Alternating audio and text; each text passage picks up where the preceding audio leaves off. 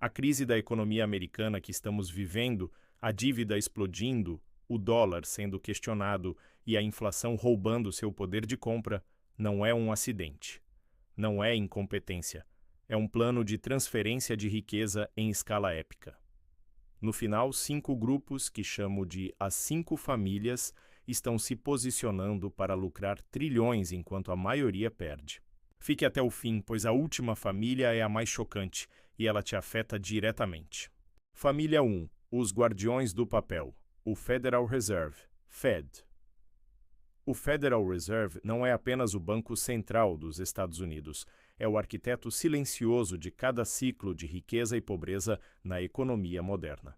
Quando falamos que 5 famílias ganham com o crash, o Fed é a primeira na lista porque ele detém a chave mestra da oferta de dinheiro. A crise que se aproxima, essa sensação de que tudo está prestes a quebrar, é, para o Fed, a justificativa perfeita para iniciar a próxima fase do seu plano. O plano é simples: expansão seguida de colapso, seguido de mais expansão. Fase 1.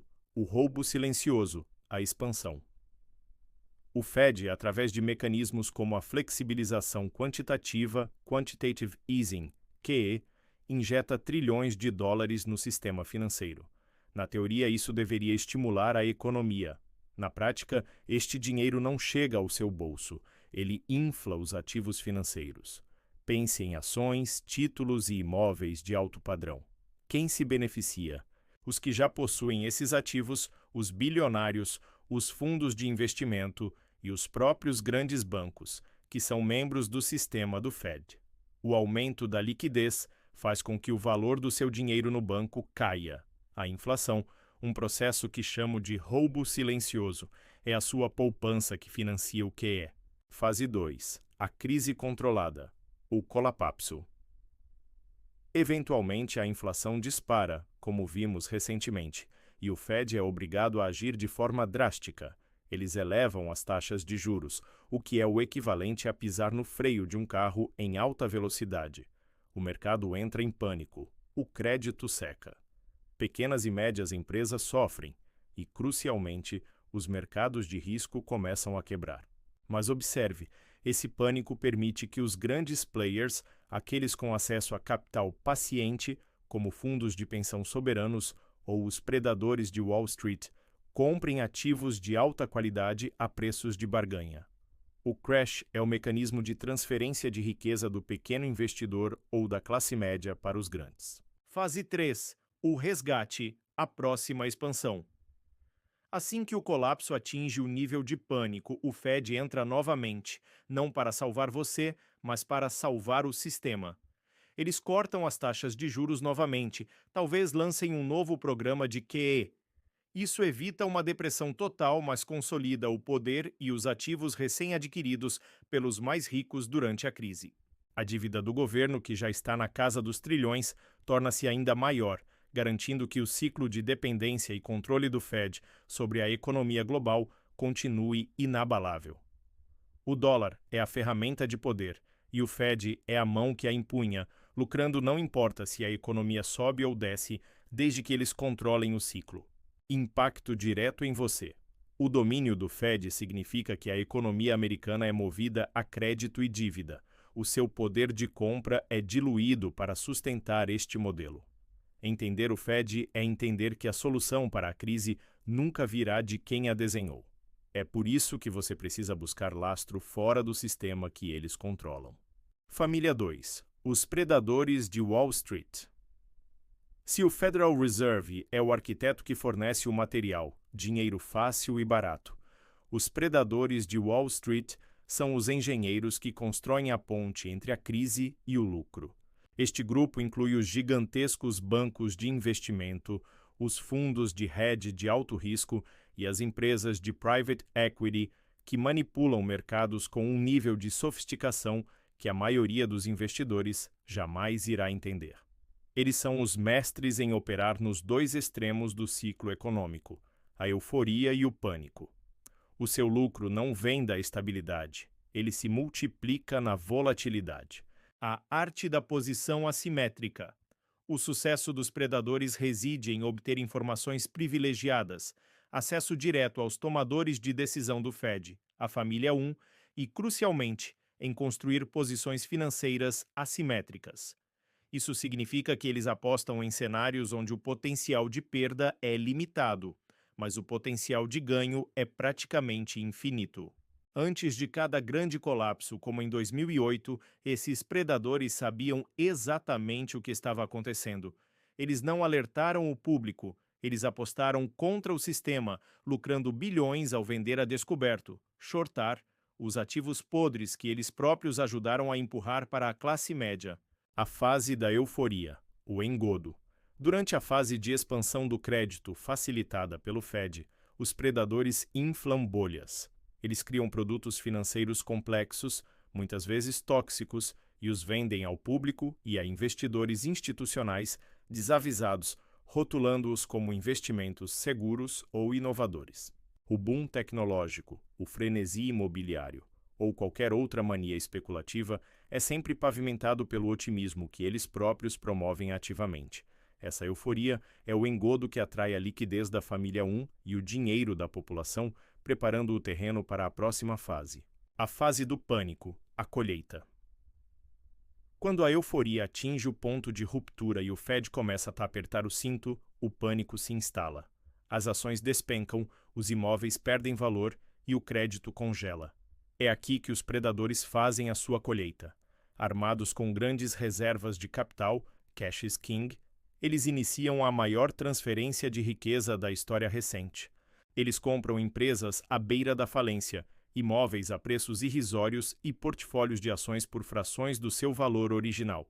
O dinheiro que eles receberam por terem apostado contra os ativos na alta agora é usado para comprar os mesmos ativos a preços de liquidação. Eles saem do crash com mais ativos, mais controle e, ironicamente, são frequentemente os primeiros a receber os resgates do governo, pagos com o dinheiro dos contribuintes para garantir a estabilidade do sistema. É um ciclo perfeito de lucro e consolidação de poder. A conclusão da família 2. Os predadores de Wall Street demonstram que, para a elite financeira, a crise não é uma ameaça, mas um mecanismo de lucro garantido.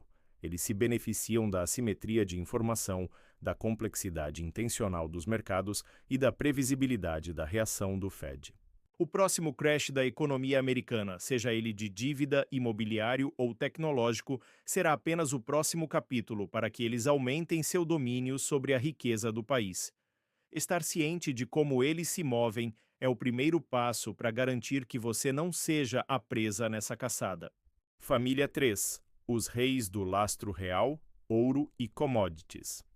Se as famílias 1, o Fed, e 2, Wall Street, lucram com o papel, criando dívida e manipulando títulos, a família 3 é a responsável por lucrar com a desconfiança nesse mesmo papel. Os reis do lastro real são o grupo de investidores institucionais bancos centrais estrangeiros, como a China e a Rússia, e mega players de commodities que trocam o dinheiro de papel, o dólar e os títulos de dívida por ativos físicos e tangíveis. Eles são os primeiros a reconhecerem a morte lenta de qualquer moeda fiduciária. O ouro como moeda antiga e vingativa. Seus próprios vídeos de alto desempenho sobre o aviso de ouro e a história de 1944 provam que você entende o poder deste metal. O ouro não é apenas um investimento, é uma moeda de 5.000 anos que o Fed não pode imprimir. Em um mundo onde a dívida dos assecumaitais atinge os 38 trilhões dólares, um número que já está no seu radar, a única fuga é para o que é escasso. O plano desta família é simples. À medida que a família 1 inunda o mundo com dólares, eles silenciosamente convertem esse excesso de papel em ouro físico. O aumento recente nos preços do ouro e, em menor grau, da prata, não é uma anomalia do mercado. É o sinal de alarme da elite.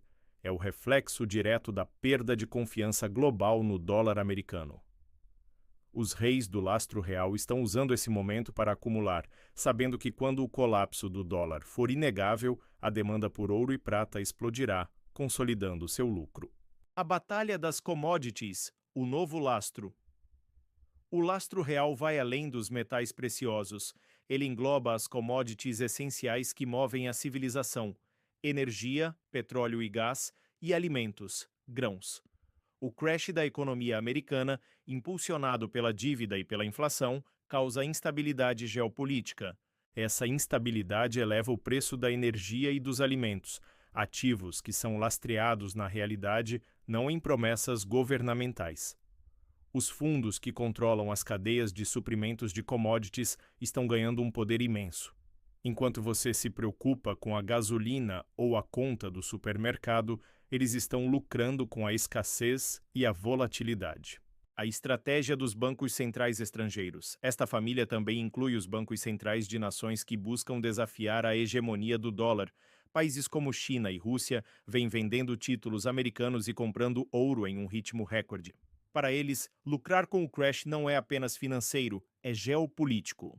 A queda do dólar significa o aumento da influência de suas próprias moedas e o enfraquecimento da capacidade dos Itaú-US de financiar suas guerras e gastos internos, ligando-se à família 5, que veremos depois. Os reis do lastro real estão, portanto, pavimentando o caminho para uma nova ordem mundial, onde o poder não é medido pela força militar, mas pela quantidade de ativos físicos que possuem. Em resumo, a família 3 lucra quando o público percebe, finalmente, que o papel é apenas papel. Eles são os colecionadores de bens duráveis, e a crise do dólar é o seu principal motor de lucro. Para você se proteger, precisa entender: se não é tangível, não é seu. É apenas uma promessa sujeita à impressão desenfreada do Fed. Família 4. Os gigantes da tecnologia. O monopólio digital. A família 4 pode parecer fora do eixo crise dólar-ouro, mas ela é a prova de que a riqueza no século XXI flui para onde a infraestrutura de controle reside. Os gigantes da tecnologia, as grandes corporações que dominam a internet, as redes sociais, a computação em nuvem e a inteligência artificial não estão imunes à recessão. Na verdade, eles se tornam mais poderosos durante a crise. A crise como consolidadora de monopólio. Em um ambiente econômico normal, pequenas startups surgem para desafiar as grandes empresas de tecnologia. Em tempos de crise, no entanto, o capital seca, cortesia da família 1, e apenas os gigantes com balanços financeiros robustos e acesso ilimitado a crédito, cortesia da família 2, sobrevivem. O que acontece? Os gigantes compram as inovações promissoras a preços de liquidação e absorvem a concorrência. A crise para eles é uma onda de limpeza que elimina a competição e consolida seu monopólio. Eles se tornam mais fortes e mais essenciais a cada aperto de cinto do mercado. O SATU Porto Seguro. Digital. À medida que as pessoas e as empresas perdem a confiança nos bancos e nas moedas estatais, elas migram para o que percebem como soluções de próxima geração. Aqui a tecnologia se torna o novo porto seguro. A computação em nuvem não é mais um luxo, é a espinha dorsal da economia global. O Big Tech detém a infraestrutura vital para o comércio, a comunicação e até mesmo o trabalho remoto. Se a economia quebra, eles se tornam o backbone, espinha dorsal, inegociável da recuperação. Além disso, a crise de confiança no sistema bancário impulsiona o interesse em ativos digitais, alguns dos quais são fortemente influenciados e até mesmo detidos por esses mesmos gigantes tecnológicos ou seus fundos de capital de risco afiliados. O controle da atenção e do dado. O verdadeiro lucro desta família não está apenas em vender software, está em vender o dado e controlar a atenção. Em um mundo em pânico, as pessoas buscam informação e distração. Os gigantes da tecnologia fornecem ambos. Eles lucram com a publicidade, vendendo o seu medo e a sua ansiedade para quem paga mais, e com a censura algorítmica, controlando a narrativa. O seu vídeo sobre como a rede oculta controla nações já aponta para essa direção. O crash gera desinformação e quem controla as plataformas que definem o que é verdade controla o fluxo de capital social e político. Eles transformam o seu medo em lucro. A conexão com a geração Z, seu vídeo sobre a dívida da geração Z, toca em um ponto crucial. Esta geração está hiperconectada e dependente da tecnologia. Os gigantes da tecnologia moldam seus hábitos de consumo, endividamento e percepção de mundo. Ao controlar a infraestrutura de comunicação e a narrativa, eles garantem que o sistema que está sendo criado para lucrar com o colapso, um sistema baseado em dependência digital e financeirização, seja plenamente aceito pela próxima geração de consumidores.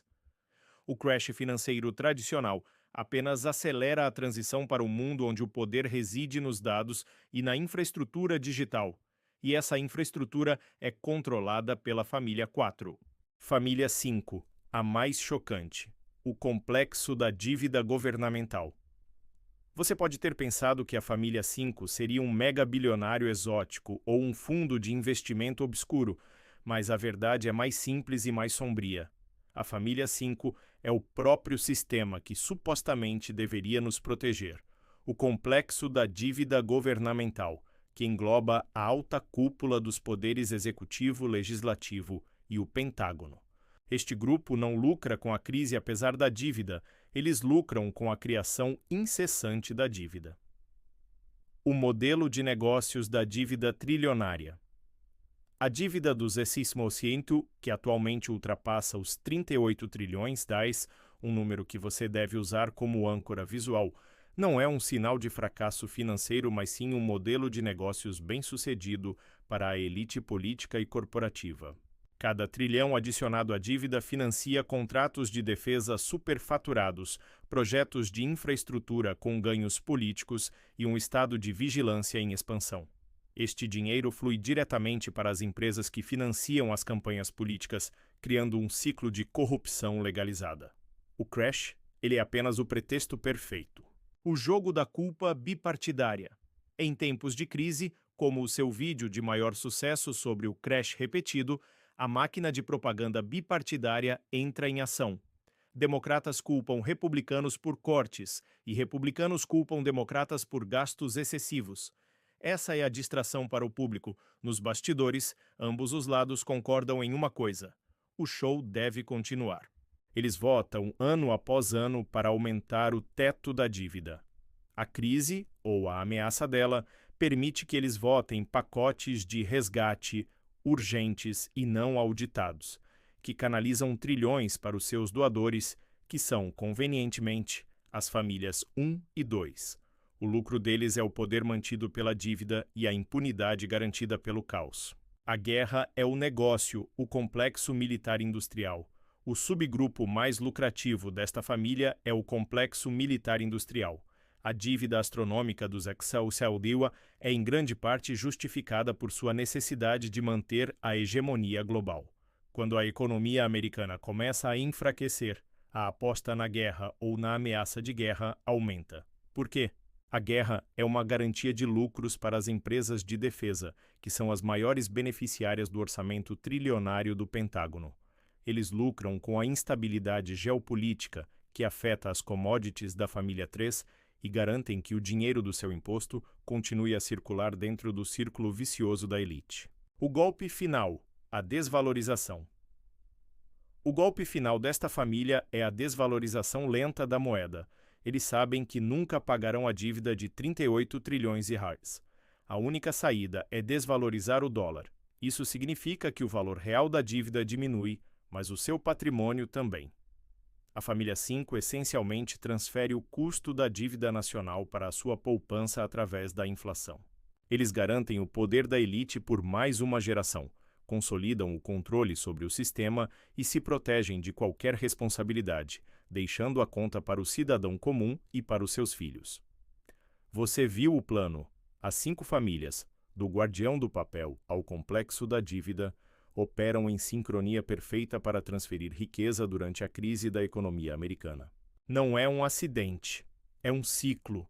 A única maneira de não ser a vítima é ter o mapa e a proteção. Não deixe seu futuro nas mãos deles. Agora que você tem esse conhecimento, o próximo passo é a ação.